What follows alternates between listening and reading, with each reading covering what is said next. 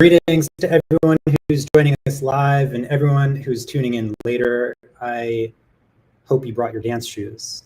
I'm delighted on behalf of Common Oceans to welcome you to this unique cultural program and political discussion in celebration of this riveting book, Strike While the Needle is Hot, a discography of workers' revolt, co-authored by Josh McPhee and Kennedy Block. And through the book to celebrate labor's greatest hits in the autonomous and rebellious cultures that sustain our resistance against capital in all its forms and by any media necessary. The book has been making the rounds since May Day and was officially released on Labor Day, so it's very much hot off the presses. So please do look out for it in your local bookstore or order it on our website at commonoceans.org.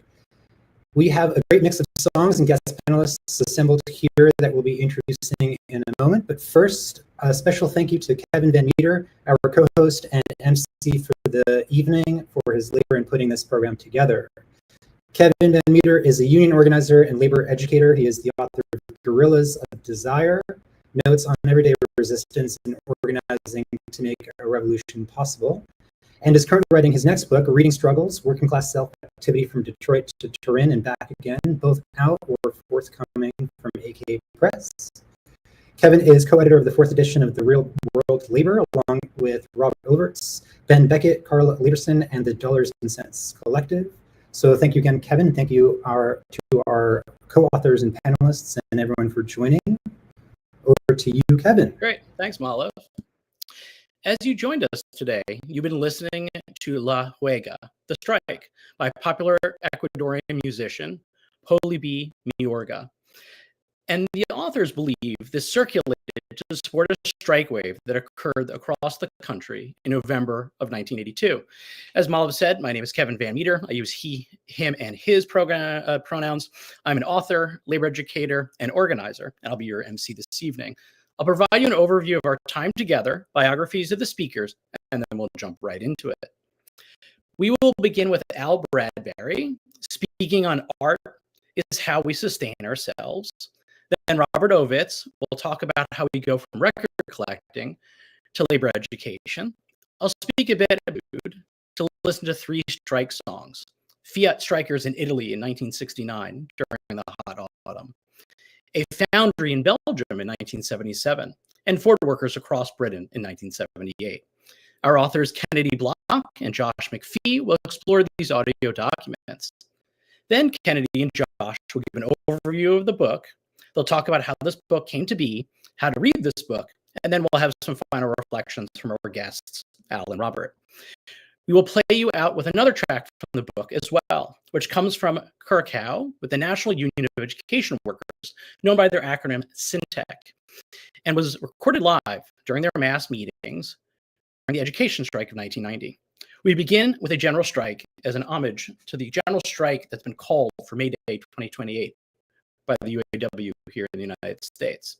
Then we'll explore struggles of auto and foundry workers and conclude with education workers on strike as our own K-12 and higher education workers are currently under attack. Let's meet our participants. Alexandra Al Bradbury is editor of Labor Notes. She also is an occasional singer-songwriter and member of AFM Local 1000, the Traveling Musicians Union. Al is also the 2024 recipient of the Labor Heritage Foundation's Joe Hill Award. Josh McPhee is a founding member of the Just Seeds Artist Cooperative and the Interference Archive, a public collection of cultural materials produced by social movements. He is the author of an encyclopedia of political record labels, co-editor of Signal, a journal of international political graphics and culture, and organizer of the Celebrate People's History poster series. He regularly works with community, social justice organizations, and unions, building agitprop and consulting on cultural strategy. Finally, Robert Ovitz writes about the politics of the global workers movement, work, and the crisis of capitalism. He is a senior lecturer in political science and the Masters of Public Administration program at San Jose State University. Robert is the author of When Workers Shot Back, Class Conflict from 1877 to 1921, out on Haymarket Books. We the Elite, Why the U.S. Constitution Serves the Few, from Pluto Books, and his forthcoming book, Rebels for the System, NGOs, Capitalism, and the Labor Movement, will be out on Haymarket Press forthcoming. He's also the editor and co-editor of Real World Labor, 4th edition, from Dollars and Cents, along with me and the Dollars and Cents Collective and other friends. I'll turn it over to Al Bradbury. Thanks, Kevin. I have a soft spot for music with a purpose. So I knew I was going to love this book when in the intro, Josh asks why these strike records were made, in what way they functioned as a tool of struggle. And I think sometimes when we think about music today, why does somebody make a record? Why does somebody become a musician? We think of individual goals like to develop a career or to express yourself for the joy of making music, which are, good, fine goals. But in our movements, we can use music for collective goals and to do something with the music, not simply to make the music for its own sake, but to accomplish it, accomplish something as a tactic, as you say, as a tactic in a struggle, and as in this book highlights, as a tactic in a strike. Music and art can do a lot of things in our movements. They can energize, educate, unite, inspire, convince, embolden. There's a great deal that I think music and especially singing together can do. People sometimes point out that the word conspiracy, literally, you look at the etymology and it's breathing with, breathing together. And there's a way that breathing together, which is a result of singing together, can bring us together, unite us in a sense of purpose, in a sense of solidarity. And I think that's part of why singing has been such a key part of so many movements, labor movements, social justice movements, civil rights movements, was a struggle around the world. If you think about, for instance, the Black freedom struggle here in the US, you can't imagine that movement without singing, and singing not as a sort of decorative piece, right? Not just a sort of entertainment, but as a way that people mourned losses, that people reaffirmed their commitment to shared values, that people got through hard times and kept going. And that's been true too for many of our labor struggles and our hard-fought strikes in the U.S. and around the world. And I think it's interesting, you observe in the introduction also that in the U.S. there are lots of these records made by unions of sort of union music that are more institutional in character. But these records about strikes that you've collected here have really more of a grassroots character, which makes sense to me because a strike is sort of a very grassroots activity by its essence. Like, even if you're in a union where, things are very top down and sort of choreographed in how they function, when you're on strike, really the workers themselves are the ones who are doing the key thing that makes the strike. They are the ones sort of in the key seat. And it's a moment when workers are very active in their union life. And we see it today. We see, on picket lines all over. And I'm convinced there's much more of this going on than we've yet been able to document. But in my role as Labor Notes editor and through, contact with people in the Labor Heritage Foundation and just sort of the marvels of the internet today, I've come across innumerable examples of people making creative signs, people making up songs, people dancing on picket lines, people, rapping, people sort of bringing their own creativity and art to the picket line. And it's part of how you keep your spirits up and you keep your coworkers together and remember what you're fighting for and pass the time and all those things. And there were so many in this book, looking, decades in the past, there are so many familiar elements that I recognize, like taking familiar pop songs of the day and parodying them with lyrics that describe your own struggle. So these days, the Labor Notes Conference, I will just say as a small plug, and the Great Labor Arts Exchange, which now takes place at the Labor Notes Conference, are a place where people come together and share some of those in the present day. So like at our last conference, we had people sharing songs and raps from the auto workers stand-up strike and from Portland teachers who had been on strike.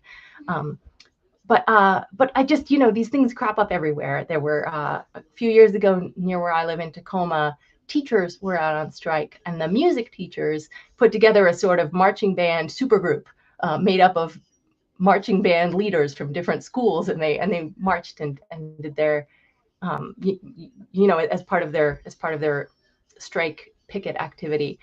In Los Angeles a few years ago, when they were on strike, uncharacteristically for LA, it rained all week, like dumped down rain, and people were dancing. There were all these like ecstatic videos of people dancing on the picket lines as a way of getting through that strike. Many more examples I could share, but I'm so glad that you've put this book together. It really gives us a window into these moments in time, these places, this sort of like what might have been going through people's heads, some of the creativity and ideas and emotion of these strikes around the world. But also, as the conclusion highlights, and I love that this is there, really gives us a lot of practical ideas for sort of looking cumulatively at how all these strike records were used for fundraising, for getting the word out, for highlighting workers' voices, for sort of educating about the realities inside the workplace, sort of like tons of ideas for how might we bring more arts into our own struggles today, into our union struggles today. So I love that it concludes by drawing those lessons, and I hope we can see lots more. I'll leave it there for now. Looking forward to hearing from you all.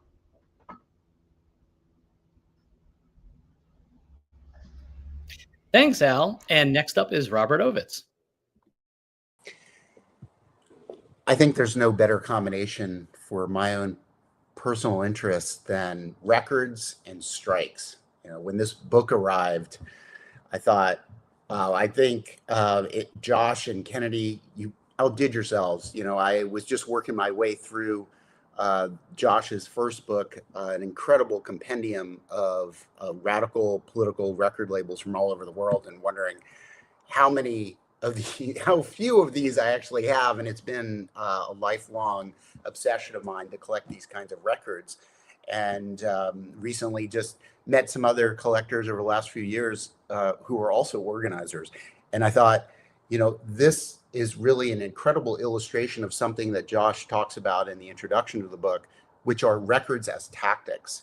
And I just want to reflect on the extent and the diversity of the amazing tactics that you will find in this book. So far, it's kind of odd to admit, but I only have 3 of the records that are in this book. of over 200 pages. And I find that this book is just an incredible collection and covers a diversity of discussions about these different kind of tactics of how the records were used. And Al, you were just talking about this a little bit. I think it's in the music, it's in the cover art, even in the labels, the fold out inserts. I used to put out records in a former life, and my first record, I put a little pamphlet in there, a political pamphlet. And because these are records about particular strikes, I actually, reading this book, I actually thought, this is an example of a strike school. The records that get put out and as part of the strike to achieve all those things you were just talking about, Al, actually help serve to educate not only the strikers, but also their supporters about what it means to organize a strike. Of course, these records serve to agitate, to inform, to inspire solidarity, but I think they go much further than this. Some of them are very explicit about organizing, of circulating the struggle, as I like to say, to other strikes. Some are documentations of the strike. There's one record in there, the Seattle 1919 strike, which is a kind of recreation of a famous strike, a partially fictionalized account of it. But you have also an incredible diversity of music on these records that really reflects the diversity of the class composition of the workers who are on strike. There are songs that are post-punk, buzzcock kind of songs, synth pop, New Order style songs, a krautrock song, funk music. And one thing that really kind of stands out for me about that diversity of the music, that these, in many cases, these are strikers that are making the music, is that it also demonstrates how diverse and multidimensional we are besides being workers.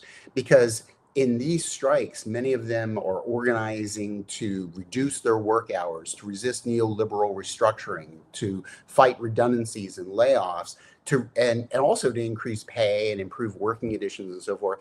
But in the process of making these records, this whole other level of the multidimensionality of what life can be like beyond capitalism really kind of comes out for me. The creative art of the covers and the inserts and the labels, the diversity of musical styles. These are workers in some cases that are working long, horrendous hours in a mine, and yet they're pumping out incredible funk music. There was also one record came out of a studio that workers had organized themselves, that was on the Heroes song. And I thought that was an incredible extension of the struggle as well, that workers realized how important it was to make music on the line. We're not just talking about your kind of traditional folk songs that we often hear on the picket line, but this incredible diversity of music. And I also, I'm also really struck also by how Josh and Kennedy reflected on how some of the records worked as kind of what are called workers' inquiries. In other words, how workers study how work is organized and imposed on them to figure out tactics and strategies to organize against it. And it comes up on several of the records. Some of the records are focused on the conditions of work, in addition to fighting scabs. For example, the Johnny Strike a song, which I think we're going to hear in a little bit, the focus on the precariousness of their work. There's also a song that takes direct aim at arbitration and no strike clauses, resisting privatization. There's several of these records that are all about the refusal of work. There's interracial solidarity in the music and in terms of the focus of the strikes, the call for international solidarity. Some of the compilation records, for example, that included the X and Chumbawamba, are very international. There's even a Dutch record that was put out to support the British miners' strike. So you have this kind of cross-national global working class analysis of localized strikes. There's also the Support the Miners' Strike record also has this incredible text in it where they actually document how all the money that they raised was used. I mean, that kind of democratic accountability in a union is phenomenal. And I only wish that I could get my union to be that accountable. And here you have it in a record. There was a ban on getting money raised for strike support by the government in the UK. And so they figured out creative ways to get the money to the strikers without it being blocked by that government ban.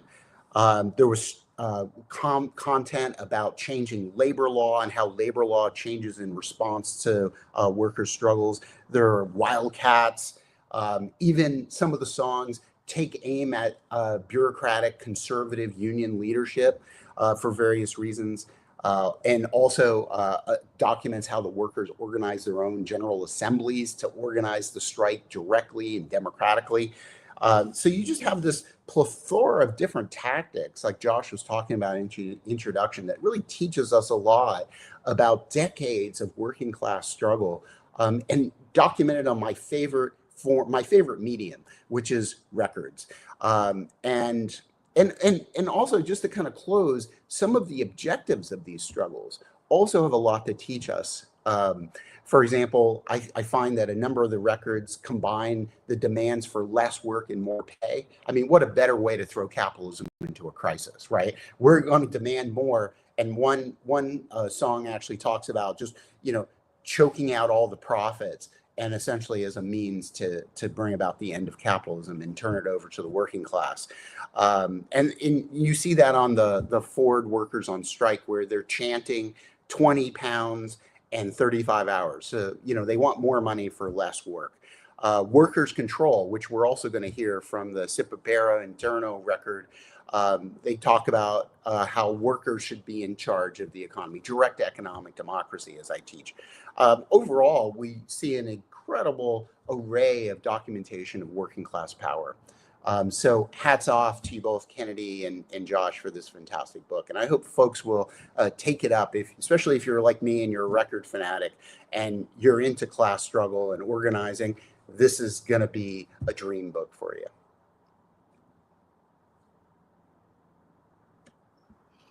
Cool. Thank you, Robert. So I'm going to take a little step back and talk generally about working class culture and organizing, and then think about how this book can really aid in our organizing efforts. So I'm going to begin there with a story. 2 years ago, when I first arrived in Maine, I had the real pleasure of being invited to the former United Paperworkers International Union Local 14 Union Hall in Jay, Maine. So in the 1980s, 1,250 paper workers, boilermakers, firefighters went on strike against the largest landowner in the United States and the largest paper company on the planet. Strike lasted from June of 1987 to October of 1988. Not going to get too far into that particular struggle, but the T-shirts which they produced, the banners they had, the 10,000-person open and public meetings that they had every week, which opened with song and opened with various educational components, was something that drew me to the state of Maine, something I've been reading about for many, many years. For me personally, it reminded me that even in the midst of the 1980s and those dark years, that working people were willing to organize and fight and produce a better world for them and their families. So I'm digging through this union hall in my invitation.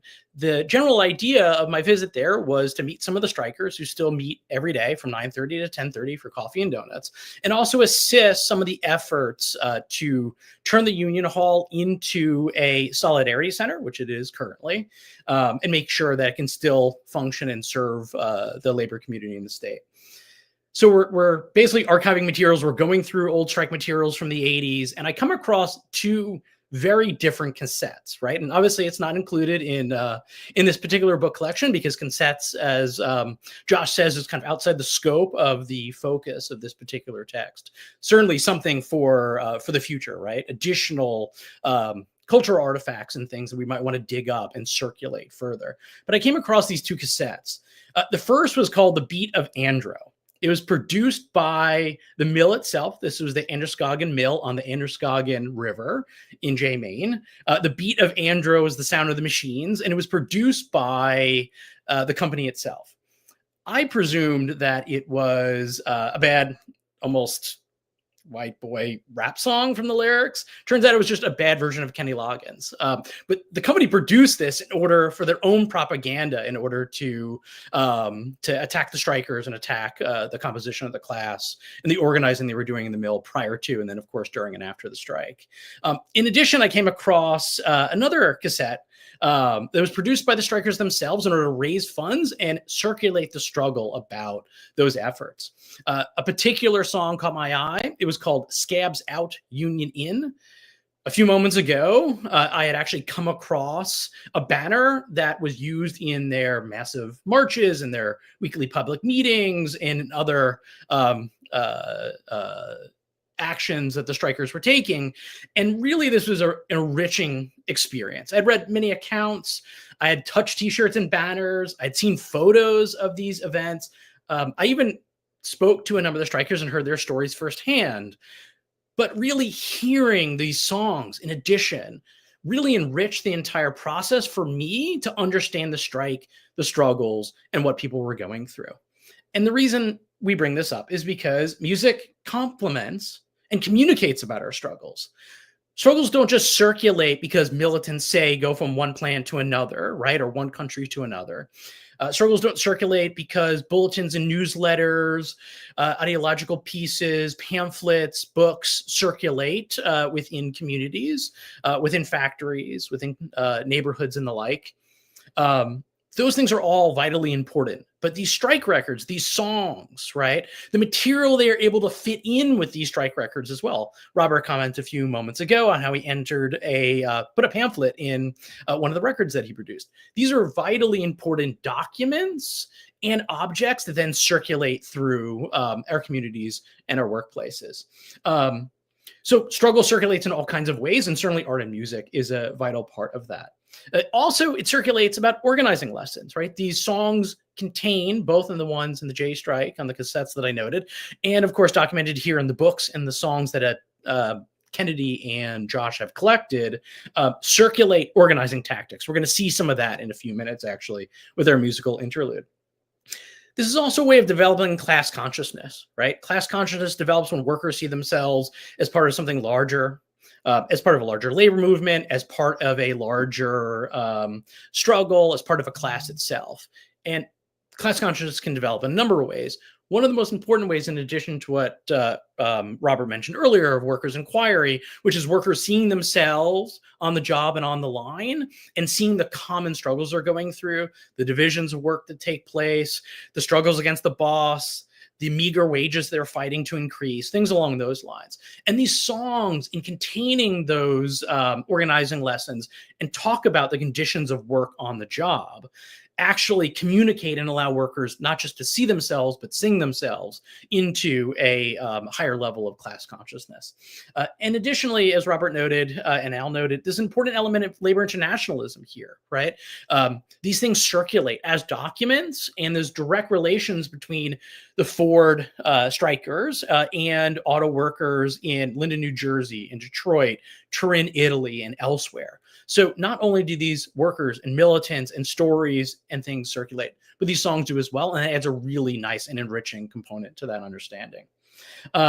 It's also important to note that workers and strikers are more than just that. While the working class does produce the wealth of society, it also produces art and music and culture. Something I try to remind myself and do in practice as a labor organizer and labor educator is anytime we bring workers together, that could be an organizing committee, a steward or a bargaining team meeting, general membership meeting, conferences, right? Celebrations. Every single time that workers come together in a workplace to organize a union, to fight for better working conditions, to develop a strategy to bargain, we should utilize that opportunity as organizers and educators to develop workers' skills and provide opportunities for political and labor history education, right? So here are a couple of examples. In the state of Maine, very often union meetings, the Central Labor Council meetings, the AFL-CIO, they begin with a labor history moment. That means that a volunteer or someone who was voluntold researched a particular labor history moment that they found interesting, and they'll speak for 5-7 minutes about how they thought this was a profound thing to share with their fellow workers.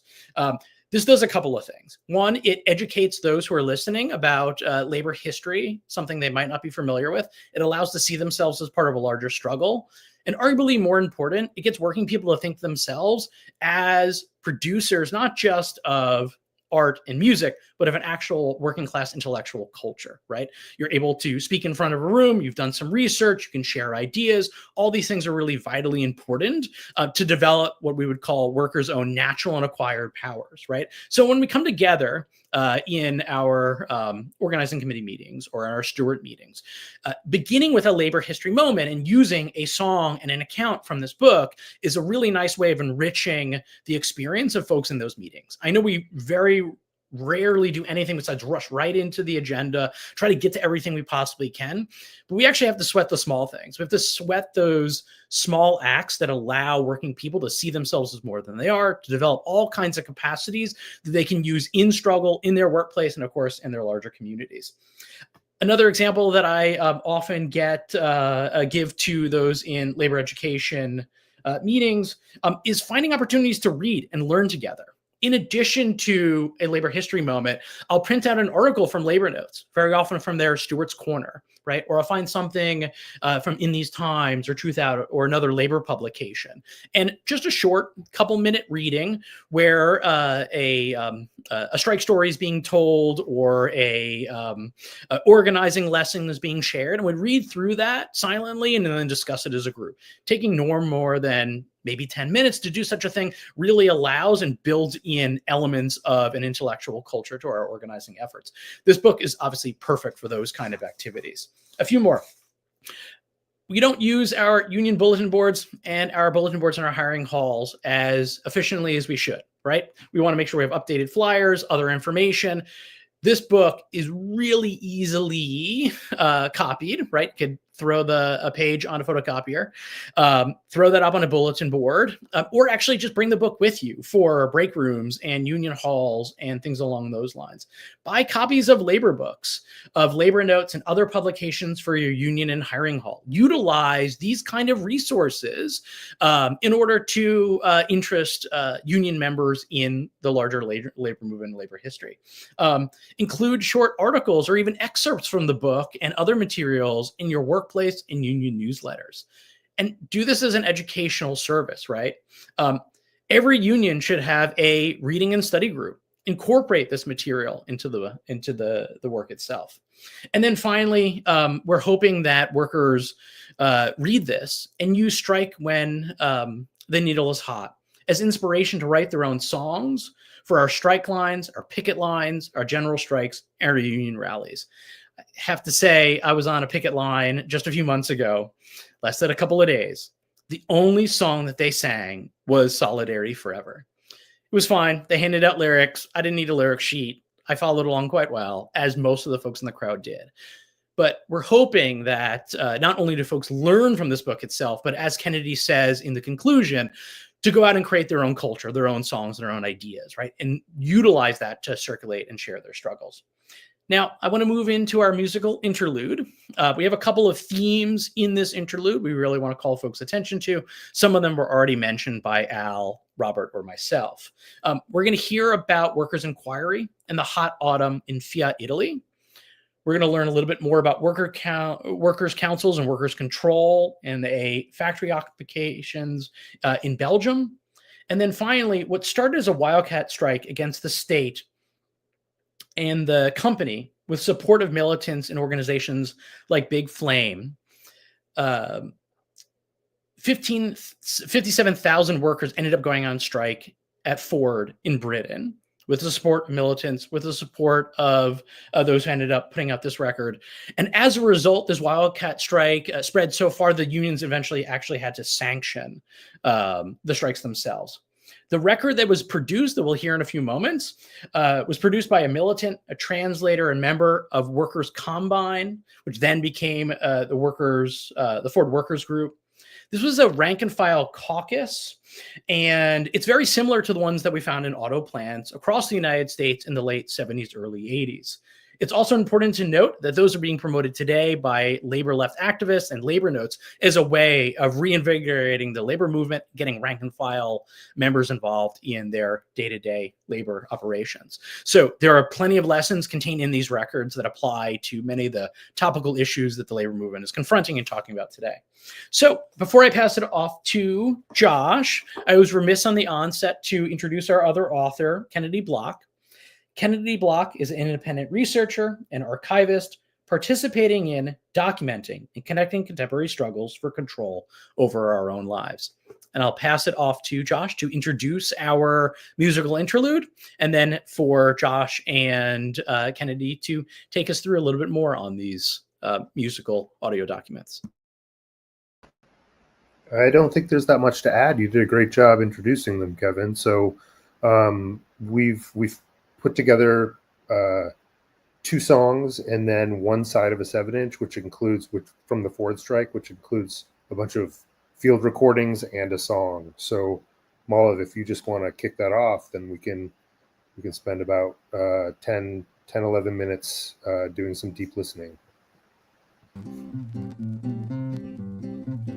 Abbiamo trovato un metodo d'azione per romper meglio le scatole al padrone. È il sistema più rapido e moderno e che si chiama lo sciopero interno.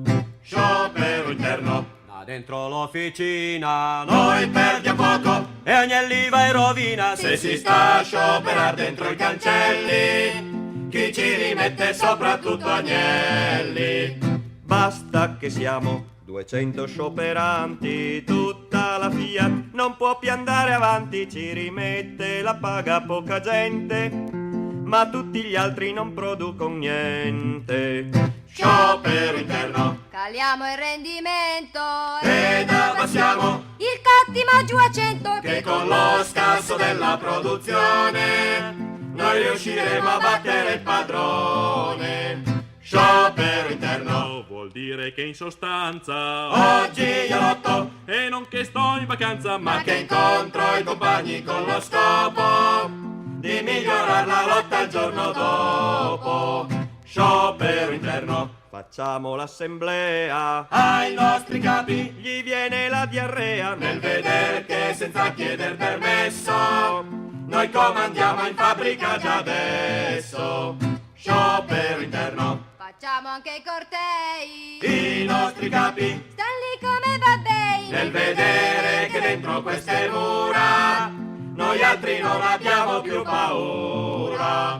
Forza compagni, facciamo sciopero interno, non c'è demonio e non c'è Padre Eterno che ci possa oramai più trattenere d'andare avanti e prendere il potere, che ci possa oramai più trattenere d'andare avanti e prendere il potere.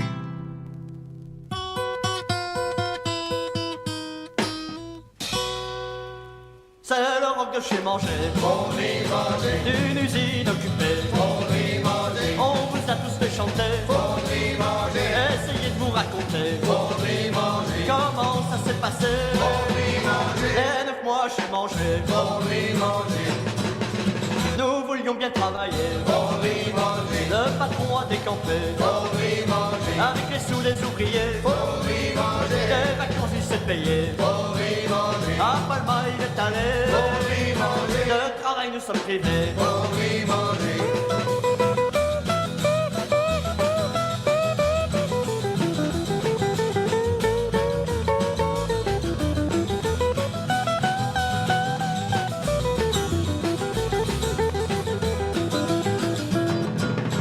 C'est l'Europe que j'ai mangé, un autobus détourné, et un patron kidnappé, des autoroutes bloquées, mais personne ne le sait, le problème de chez manger.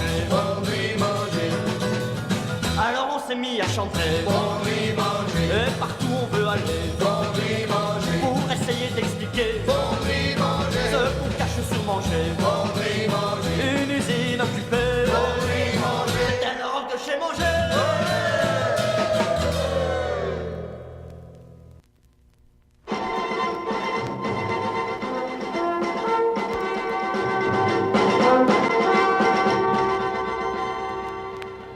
More than 1,000 people, many of them Ford workers on strike, marched through London today.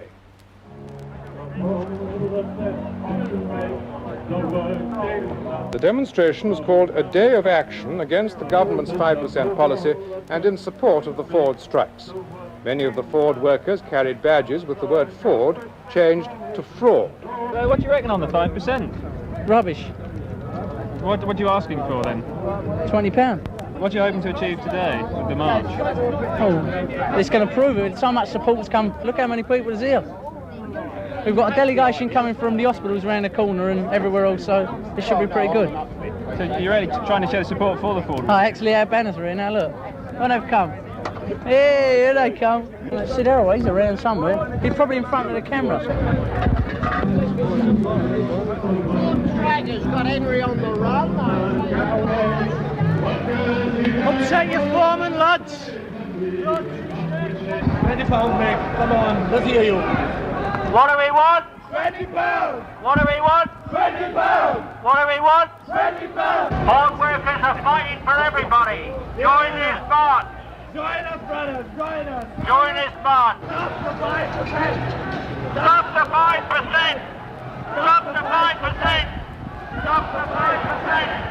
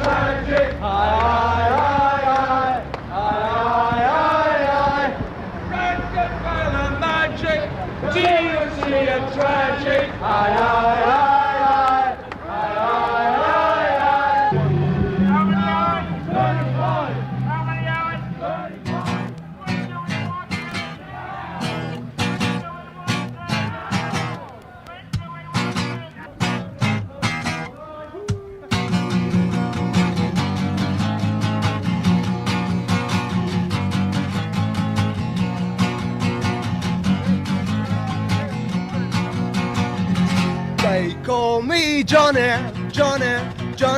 Striker, but I'm no radical man. I'm an day shift, ordinary Harry from Motor City, Dagenham. They call me TV, headlining news, making Johnny. Inflated stories of deflated pay. I do a new job every 27 seconds. Mechanical Travolta, covered in grease. I'm a fully trained, fully skilled automatic worker. Fully trained, fully skilled, self-propelling worker. Bring no brain, take this train, Motor City worker. But they call me Johnny Striker. Though I'm a trade union man, I'm a B-shift, free shift production operator from Motor City, Dagenham. They call me red line, deadline, non-productive Johnny. But that's not me, okay? I do a new job every 27 seconds. Mechanical Travolta, covered in grease.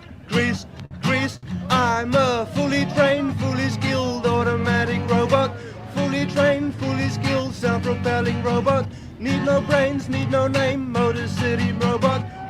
Still they call me Johnny Striker. But that's what they want me to be. But I'm a Harry, a Larry, an ordinary Gary from Motor City, Dagenham. And not Johnny, no, not Johnny, no way am I Johnny, please not Johnny, Striker!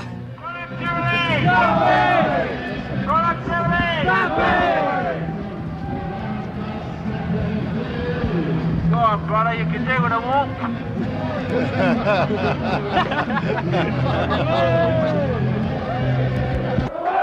United will never be defeated. The workers united will never be defeated. The workers united will never be defeated. La la la la la. Henry's in the shit. La la la la la la. Henry's in the shit. La la la la la. We ain't going back till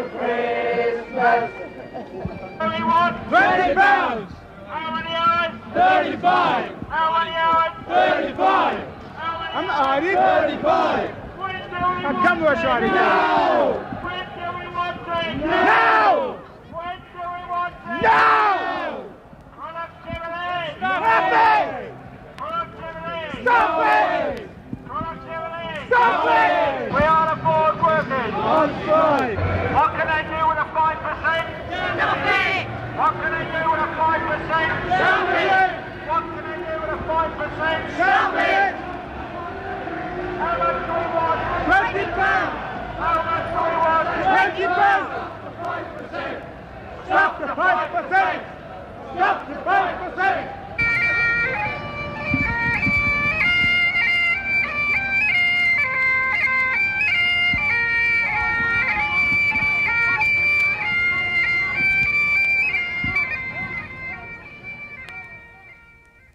What sort of chances do you think you've got? Of winning? Yeah. We stick out long enough, solidarity, we'll win it, hands down.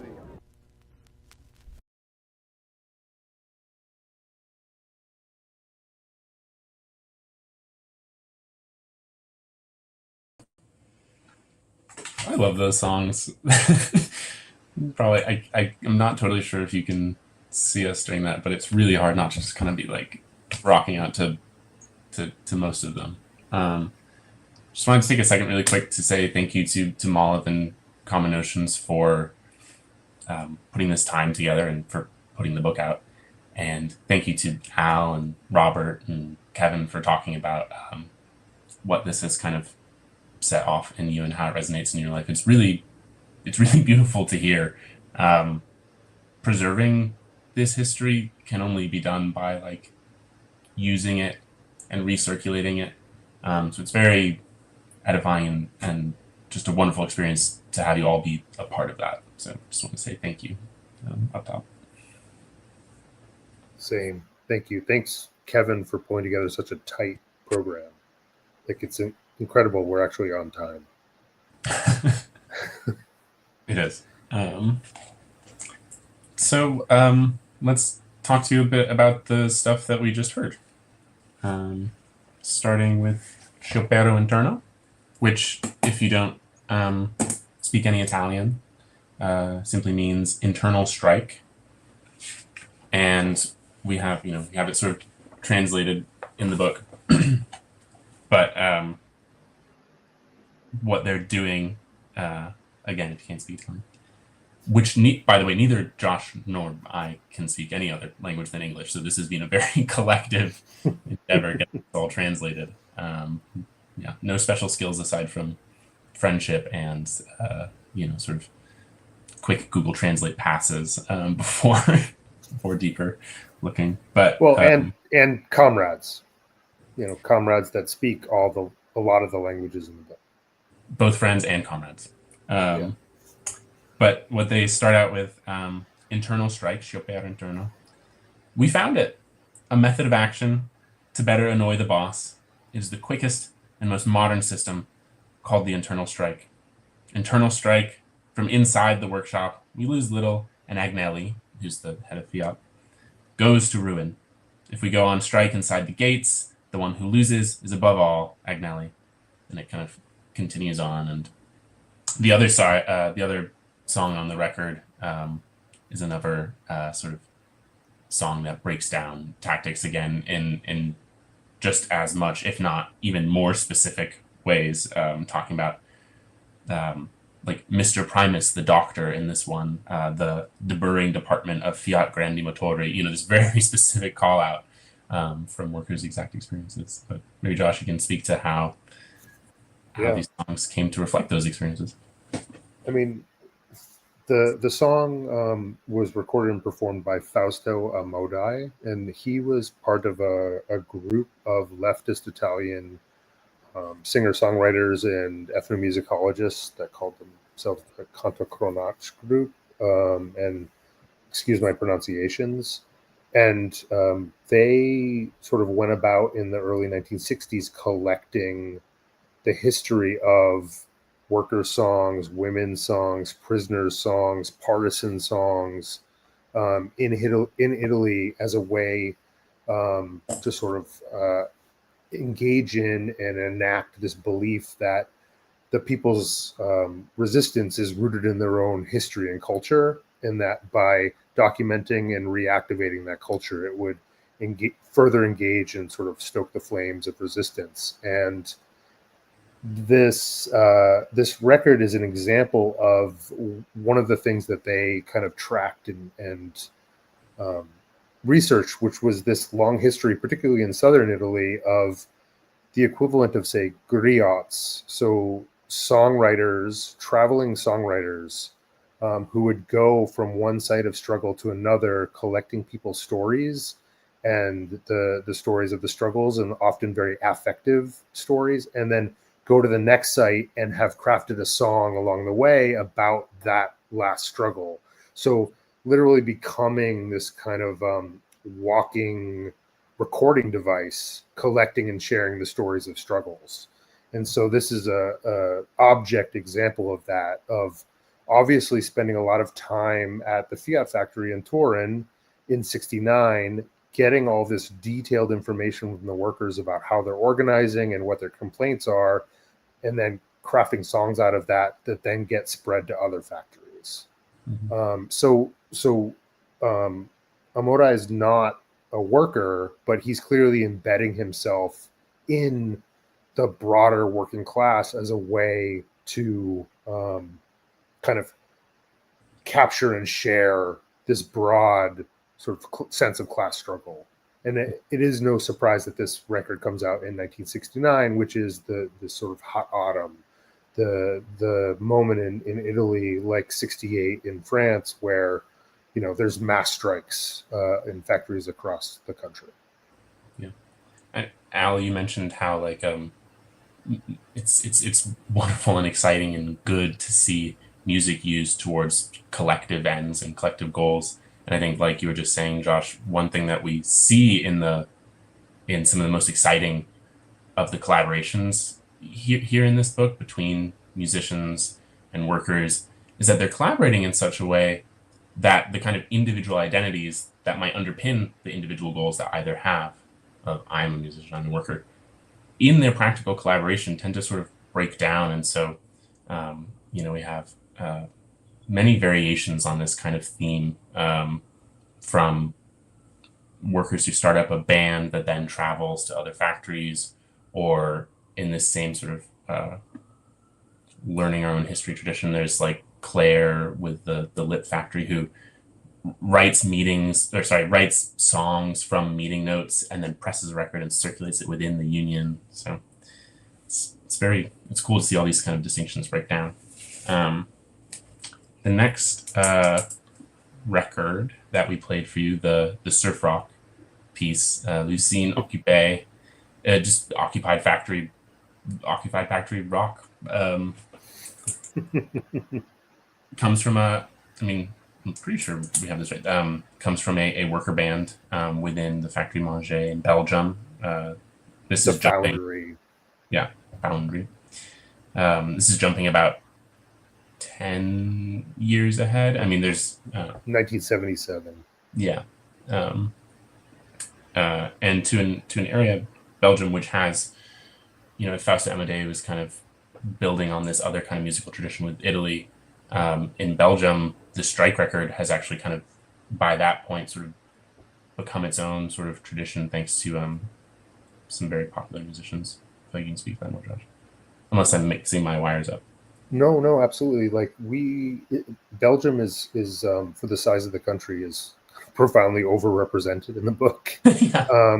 In part because in the early 1970s, there's a group called GAM, the Grupo Action Musical, that I think inspired in part by the sort of broader events of 1968 and the sort of radicalization and drive to autonomous action, start feeling like their musical output on its own is not enough, and they start to lend their skills to all these social upheavals happening, whether that's like housing struggles or strikes. And one of the things they start doing is they start working with workers to craft songs about strikes and then pressing records as a way to distribute information about the strikes. And it's clear that the group that performed the surf rock track, which is Group Expression, is inspired by the work that GOM had done earlier in the decade, and is not the only group that was inspired. There's multiple examples of this. And then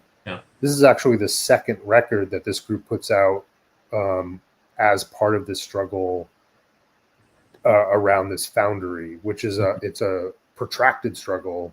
Extremely. And I don't know if you want to talk about it, Kennedy, but I mean, the records are just one of dozens of extremely creative ways they attempt to try to sort of both reach their goals, but also to broaden the struggle to the larger community and to other work sites. So this is where they have, there's a boat, right? Yes. No. I mean, a lot of the research that we were doing for this book, it was, the records make such a effort to like explain themselves and to give you as much information as possible. So a lot of the research we did was just reading, and they tell you, well, here's everything we did, here's how we arrived at the idea of finally pressing a record. In this instance, for the one they did just before it, they had done a highway blockade, seemingly like captured a news broadcaster of some kind. They say that they forced him to broadcast the struggle. Don't really go into it, but at some means. They sort of burst into the economic officials' offices. They also, as you mentioned, launch a raft on the river, presumably with quite a bit of propaganda on it. There's kind of these funny snippets that we get. The record itself was produced with another, you're talking about GOM as kind of something that comes out of the creative ferment of '68. And this record makes use of another sort of institution or thing that came out of '68, which is this radical magazine, POUR, POUR, that helped to produce the sleeves for the first and the second records, which you can just kind of hold up a little bit. They're very, very beautiful. But this is part of this broader infrastructure of leftist institutions that allowed people to put out really stunning, compelling work in the month, couple months that the strikes were lasting for. And then we'll jump 1 year ahead to 1978 and talk about the whole side that we heard of the Ford workers on strike 7-inch. And in a way, this record is kind of pulls together a lot of the threads that made this project interesting, in that it comes out of a wildcat. So this is like direct worker militancy without any mediation from above. And that's one of the things that it's like produced by the workers. It's for the workers. They basically use this broad kind of left infrastructure in UK in the late 1970s to produce the record. They work with this militant group called Big Flame, which is heavily influenced by the extra parliamentarian groups in Italy that Amorai was singing about and was connected to. They work with the London Radio Workshop, which is like a community project to help sort of broad access and use of the radio. So all of these things that developed out of and came out of struggle, they're tapping back into to try to create and to build this piece of further agitprop to spread the struggle. I mean, Kevin gave the basic overview of the strike, which it starts out small. There's 15,000 workers, and then it expands to almost 60,000 and forces the union, the Transport and General Workers Union and the Amalgamated Engineering Workers Union, to actually sign on to the strike, which then makes it even bigger. And then, the government had proposed a 5% increase, and they are refusing it. And you heard them chanting 20 pounds, 20 pounds, 20 pounds, which is their counter offer, rather than 5%. And then to cut down time. So it's 5 hours off the week, $20 added to the pay. And then they create this graphic that illustrates that perfectly, that is the center of the label on the record, and I suspect was probably pins that they all wore as well. There's the record is not just the sleeve, but it actually has not just a lyric sheet inside, but a sheet that has the chords so that people could play the songs, which is this amazing sort of invitation to sort of not just have people sing, but the assumption that anyone could pick up a guitar on the picket line and play these songs and further popularize them. So they're not just to be captured on this sort of like static piece of vinyl, but to be actively populated and used. You got anything to add to that, Kenneth? No, that's perfect. I mean, it hits this kind of theme throughout the book, which is how, and one of the lessons that I think I find easiest to pull forward, which is how everything we make can include an invitation to join in the making, and that, I don't know, that protagonizing people in that way is key, and it goes along with the most exciting work that we see here. It's good to just give away the authority to act to as many different groups of people as possible, and to create through that an ecosystem of struggle, of different kind of institutions and efforts that can work together and push forward. That's a lot of where we see the strength that we see. It's not just from monolithic blocks pushing forward. It's from this ecosystem of infrastructure, left explicitly, proudly leftist infrastructure that people are able to use. So, I mean, maybe we can use this to launch into a broader sort of introduction to the book. Yeah. And one of the questions that Kevin posed is how did this book come about? Mm-hmm. And this Ford record is actually part of that story.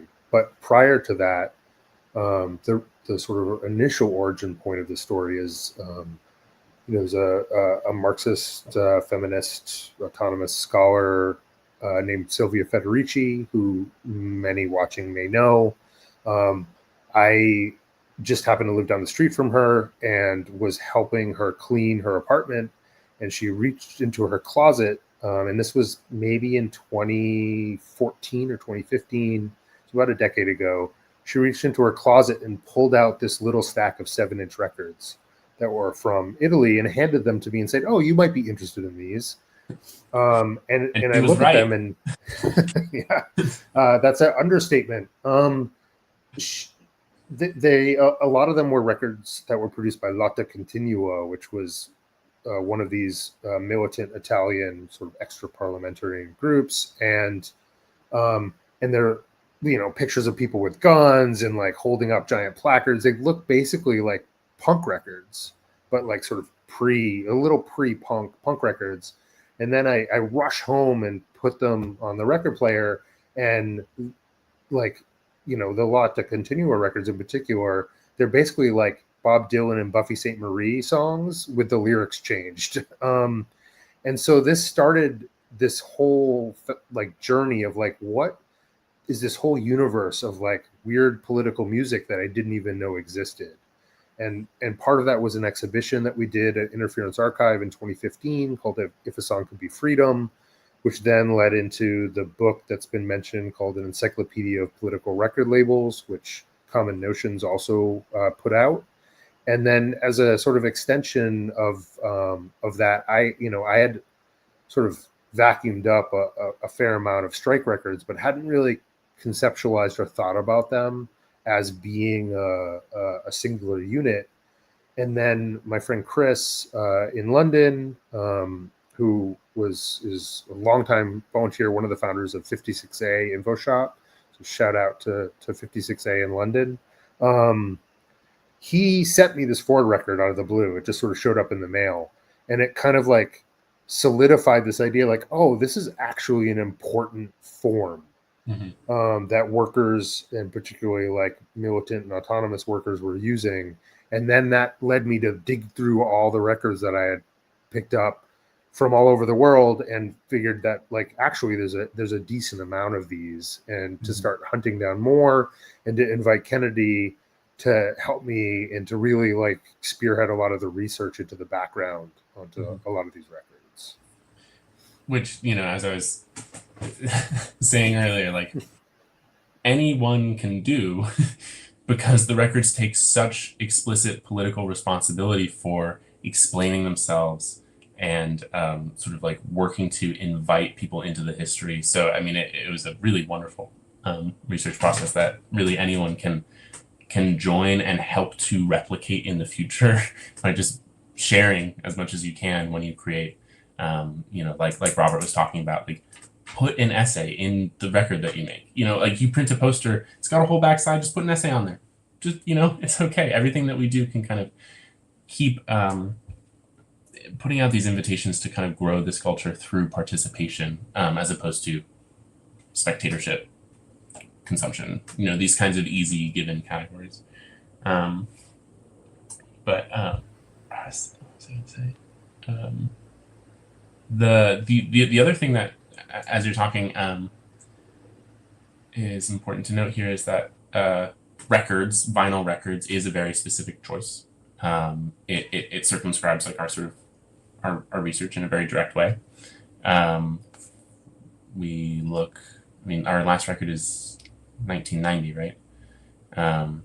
But part of what's going on there is that unlike even a cassette, which can be pressed more or less yourself at home in a run of like 2 to 30 or something like this. Part of what comes along with a vinyl record, and this, you know, as a form of expression here and as a political agitprop tool, is a commitment to scale. You can't really press a record in anything less than 500, and so there's this push to distribute it, to kind of get serious about it beforehand, and to get a lot of help too. And all of these things really change what it means and what we're actually talking about when we talk about strike records.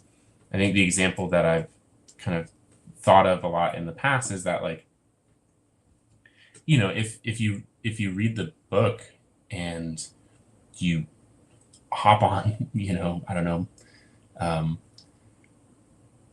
Logic or whatever, like, and you record a song in your bedroom and you put it out on SoundCloud.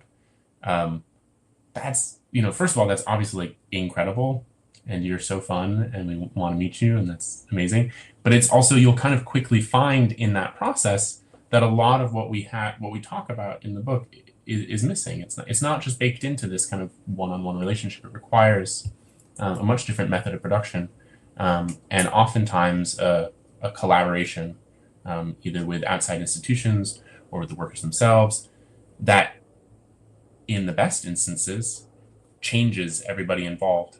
And I think that's just sort of like the goal of struggle, is to be changed by it.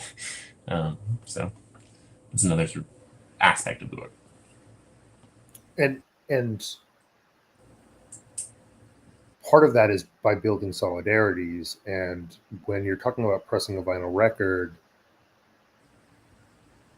the kinds of material conditions necessary to do that are things that are largely within reach. So, you know, workers who want to press a record communicate with either a sympathetic union or record label that knows how to do that, and they build a relationship or solidarity there, or they know workers at a pressing plant, and then they directly do that. They need to print a sleeve, so they talk to workers who work at a print shop, and they build a connection and a solidarity there. Then they have the physical objects, and they're like, what do we do with these? Which demands that you talk to workers who are, you know, on picket lines in other factories. You start to build an alternative system for the distribution of music, which is why this book isn't just about sound, it's about the material culture that produces sound. And unfortunately, because we live in a dystopia produced by tech bros, like all of those tools are now been invisibilized. So we don't know who created the software that we're using to record that song. We don't have access to the people that run SoundCloud. All of this stuff is now black box to us. So there's no possibility for building solidarity there. In the same way that these records, not only is it a possibility, but it's a necessity. Yeah. I mean, you're on strike. Strikes sometimes last, 2 days, 2 weeks, maybe 2 months, and you're going to press a vinyl record and get it out in the time. I mean, that's a lot of work. I mean, you're not working, so you have a little bit extra time on your hands, but it shows a real commitment, and that's part of what makes these objects so exciting, is they sort of like evoke that density of solidarities and relationships and commitments. Mm-hmm. And maybe we should step back just for a second and even try to say or define what a strike record is, because I think like both Al and maybe Robert mentioned, like there's a long history of unions putting out records, and in a lot of countries there's 1 or 2 or 3 people who become like the sort of fixtures of the labor movement and are, recording records they're being basically paid by unions to record sort of hagiographic documents. I mean, in the United States, one of the big figures like this is a musician, singer-songwriter named Joe Glazier, who's put out dozens of records with dozens of unions that are interesting. I mean, they're the kinds of records that unions produce to hand out to their membership at conventions. They're not struggle records. So, like for instance, like he did a record with the Brotherhood of Railway, Airline, and Steamship Clerks, Freight Handlers, Express and Station Employees, or BRAC, which contains songs like "This Train's a Clean Train," hardly a demand in that, and so we thought it was really important to say like these were that tradition is meaningful, and that creates a platform that more militant songs and music and recordings can come out of. But it's very different than a strike record, and the records in this book are actually not just about but of strikes. Mm-hmm. They're produced by workers who are on the line, and that's a very different phenomena, and it creates a different kind of song and a different kind of object. Yeah, which means a different kind of way of interacting with it, and a different push out to the world. And for many of the records produced by sort of autonomous groups of workers, they're, like I said about the Ford record, they're unmediated. Mm-hmm. It's a way for workers to articulate themselves directly to themselves, to other workers, to broader audiences. There's no intervention. They're recording, putting it onto a piece of plastic, and putting it out into the world. Mm-hmm. Yeah. No, and you see the kind of aesthetic of montage and just direct recordings, and like we have records that are just recordings of insane picket line jams. You know what I mean? They're really in there. Some of the best records of that. Yeah, some of the longest. Yeah. No, well, maybe we can get into more of that in the Q&A thing, but maybe to wrap, talking about what it means or how to read this book in the moment. Obviously, we just want you to read it.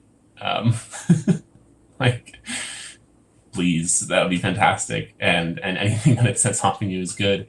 But that's kind of the hope here is to, I think, like with a lot of, I think you're particularly good at this, Josh.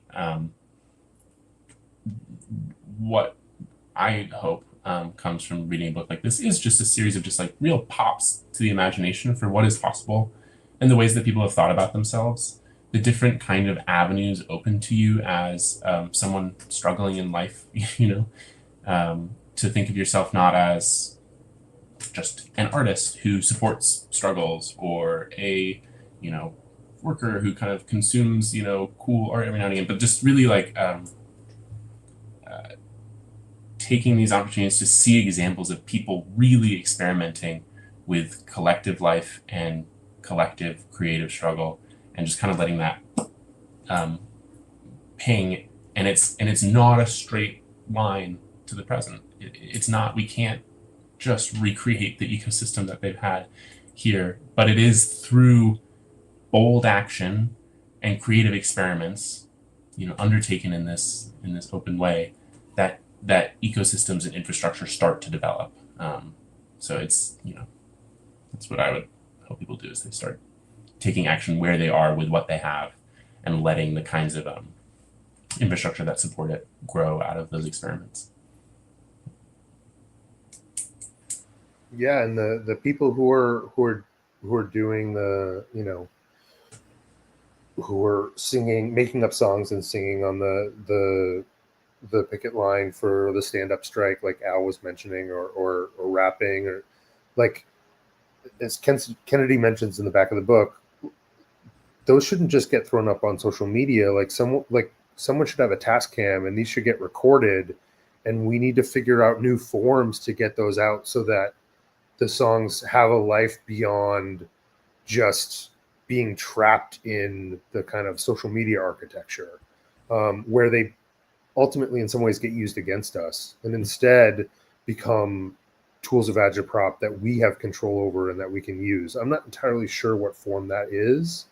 I'm not convinced that means going back to pressing records, but we need to start figuring out ways to pass those things to each other in channels where we're building solidarity. Mm-hmm. A lot of people solve this problem by starting a band, so consider that. Yes. And if you're interested in more of the songs, we created a mixtape that has, I think, 24 or 28, I think 24 tracks from the records in the book. The first copies of the book sold on Common Notions came with a tape. I think those are gone now, but you can purchase the tape from justseeds.org if you just search for Strike While the Needle is Hot. And then in the very near future, there'll be a link on the book page on the Common Notions website, so commonnotions.org. And if you just search for Strike While the Needle is Hot, on that page, there'll be a link to the digital file of that mixtape so that everyone will be able to pull it down and listen to it. And we hope you do that.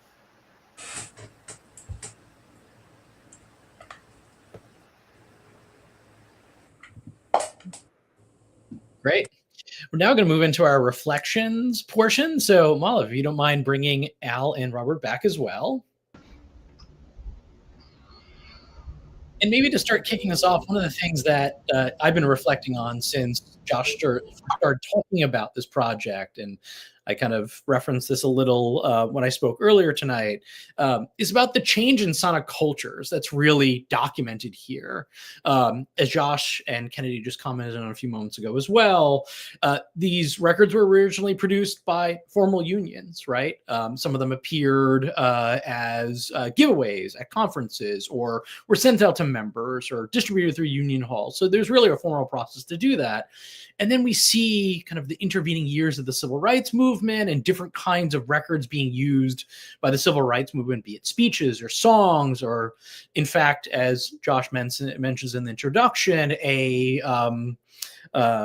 link to the actual experiences of people out on the picket line and the marches, where the abuse that they suffered at the hands of the police was actually captured and then recirculated on the records themselves, right? So we see that change in sonic culture. And then, of course, these autonomous worker groups emerge in the 60s and 70s and are able now, because of technological changes and some political ideas at the base of them, to produce and really circulate their own voices and ideas. And then, of course, some of this then falls off, right? Your final record is 1990. part of the reason I mentioned the 2 tapes that I found in the J Union Hall is in the 1980s, we start seeing a shift of those actual mediums, right? So what's interesting about the records themselves, and I've had the pleasure of seeing some of these in Josh's collection, is that you could put posters or pamphlets or other information inside the record itself. With the tape, you actually have very little space. They didn't even include the lyrics, in fact, actually, for many of the songs that folks might not know until they've heard them on the tape itself, right? The company included the lyrics, as terrible as they were, but like those are the kind of resources that folks had and then could utilize because of those changes of technology. So really, there's an arc here that is really vital. And I think it's also really important that both Kennedy and Josh tonight, and also in the text and the book, really invite people to continue this work, right? It doesn't end here. Yes, Kennedy should go out and form a band.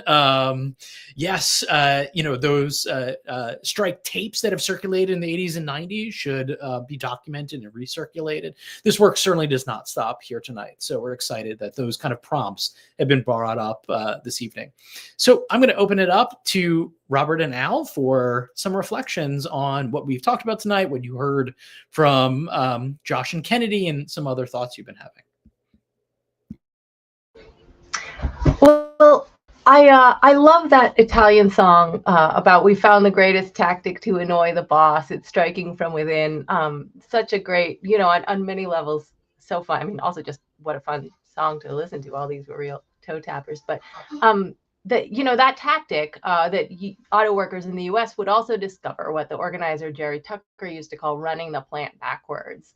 And was sort of, people have used versions of this in different times and places of striking on the job, slowing down, working, sort of figuring out how to, as an alternative to striking, and sometimes a more strategic one, undermine or sabotage it, but that's also a tactic that asks workers to use their brains as well as their labor power. As Robert said earlier, nobody is just a worker. We are whole people. And the employer is only interested in this one slice of us, right? They just want one thing from us, whatever our job is. They're sort of interested only in our ability to fulfill that job as efficiently as possible. But our unions and our movements should be the opposite of that. We should want not just one thing from our coworkers and our comrades, but sort of the whole person and all the dimensions and all the creativity that we can bring. And so I think it's interesting as a way of, like, I like it on several levels. I think it's so brilliant and ambitious to use a song to tell other workers about a great tactic, and the audience of that song is very clear. It's like, fellow workers, listen to this. We thought this up. You should know. Give it a try. But also, I think that invitation to sort of use your own creativity, bring your whole self to your job, reinvent what a strike could mean. Like, here's how we did it. You should think about how you could do it. Is also itself, I think it's a nice, it reflects some of what we're talking about in bringing our artistic creativity and and sort of all of who we are to our movements.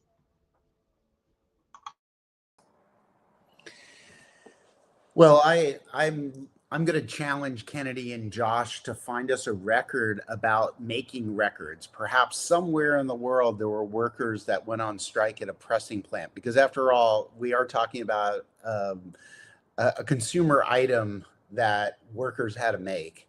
And as much as I love records, I can't stand the fact that they're made out of PVC. So there's that element of it. And I was thinking of that because, Josh, you were saying, it's harder to do this kind of inquiry and to organize using records because, we don't really know who is programming the platforms and writing the software and so forth. And you got me thinking that, I like antiquated technology, but I want to think about what kind of lessons can we take from this amazing work that you both have done to document the role of records and strikes. And it got me thinking that, Kennedy, in your essay at the end, you had some great ideas, starting a band, including stuffing things into the digital cover, if you will, by providing downloads, documents and pamphlets and the same kind of material, but virtually. I think that would appeal to a lot of young people. And then you also talked about, bringing a recording device with you. That's something I used to do, and I had the beautiful accident of actually being in southern Mexico when the Zapatistas launched the rebellion on January 1st, 1996, and interviewed Subcomandante Marcos without even knowing who he was. So there are some beautiful things that can come out of carrying a microphone around. And, I did stop doing that a number of years ago. And I live down the street from some folks that have a mobile sound truck, and they show up to protests and marches. And so anything that we produce, any of the music that workers that are striking and organizing can make in their home studios with other fellow workers, those are things that we don't necessarily have to make them in the records anymore. We can not only download them, but we can actually amplify them live, perhaps as a kind of leverage, a tactic to disrupt the workplace. For my inspiration, I think about the Flaming Lips' incredible album that nobody really knows about called Zurika, where you get multiple copies of the record or multiple copies of it on CD or on LP. And it originally started, they actually did it outside of Austin when I used to live in Austin, where they had people show up in a big field and they handed out hundreds of copies of the album on cassette. And they told everybody, roll your windows down and play the cassette. And it created this incredible, cacophony, symphony of people. And it got me thinking, well, why can't we just do this in the parking lot or show up in our offices and handing out downloading and handing out copies of these songs and everybody play them together at the same time. We wear T-shirts and we take a lunch hour break as a kind of striking on the job action. But I think we could also use music in these different creative ways as well to disrupt the workplace and to organize. So I think that, there's a lot of lessons we can take from this, and it's really, I'm just now thinking about it. So, how can we use music in more creative ways than, singing the beloved songs, Solidarity Forever on the picket line over and over again? We can use the music and the sound as part of our organizing again. So thank you for this fantastic book.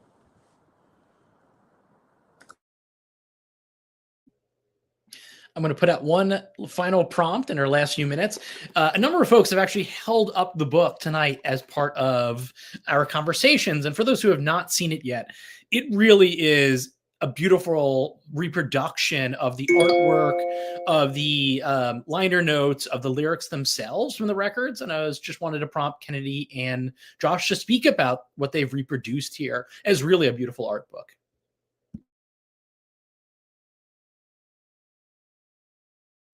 Many hours in the scanning mines to produce this. I've got scanned long yet. One of the things that really jumps out when you start collecting these records is how much attention has gone into the production of the object itself, from the covers to the inserts to even the labels that are on the physical record that often have graphics or additional information. So there's sort of like almost obsessive need to jam in every little bit of everything in order to like never miss an opportunity to communicate something about your struggle. And we wanted to capture that because that's a really big, important part of it, especially since the book doesn't actually contain any of you can't listen to the song by buying the book, but you can read the lyrics and you can see the chords and you could theoretically play the song yourself, a number of them. And so we wanted to give that opportunity to people. If anyone that wants to learn Johnny Stryka, you can, turn to page 187 or whatever, and there's the lyrics and the chords. Mm-hmm. Yeah. So, that and that's consistent kind of across there's a lot of things that happen and shift when you move from like the early 1960s to 1990 in terms of the kinds of music that people are recording, in terms of the demands that workers are making. But this sort of like attempt to really get the most out of the vinyl record as a piece of agitprop is consistent throughout. Yeah, and it's a testament. I mean, the fact that the book even works, being a book about like strike records without any music, is just a testament to how far people are going on that. Thanks, everyone. We're going to move to closing up. We thank everyone for watching tonight, everyone who's going to be watching in the future. Tonight's event was hosted by Common Notions, the publisher of Strike When, and you can find this title and many other titles from them at commonnotions.org. And of course, you can pick up their titles wherever fine books are sold. We appreciate Al Bradbury and Robert Ovets from joining us tonight as participants in our discussion and celebration of Strike When. My name is Kevin Van Meter, and we're going to be playing you out with one final track. It comes from Curacao, where the National Union of Education Workers went on strike in 1990. Their union, SysTech, produced this record and was actually, in fact, recorded live during one of their mass meetings. As I mentioned earlier, very often songs are played at mass meetings as a way of rallying the troops, of exciting folks for the next stage of the strike. And in this particular instance, not only did they sing the songs, but they recorded it and made it available. Thank you all for coming. Enjoy. Bostan canta Victoria, de ora nos fue el Jacanan.